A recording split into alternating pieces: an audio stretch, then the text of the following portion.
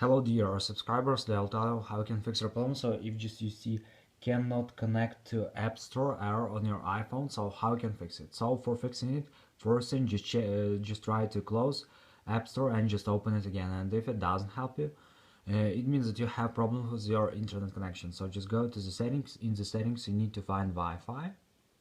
So just open Wi-Fi, just try to turn it off, wait a second, and just turn on again. And if you use cellular data or mobile data, just try to turn it off, wait a second, and just turn on again.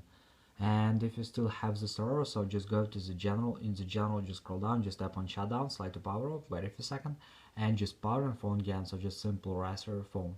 And if you still have the server, so you can also just try to update your device. So just go to the general. In the general, just open software update. And if you see here available updates, just tap on download and install and wait until it will successfully install the latest updates for your iPhone. So thanks for watching. Have a nice day. Subscribe to my channel. Click like and bye.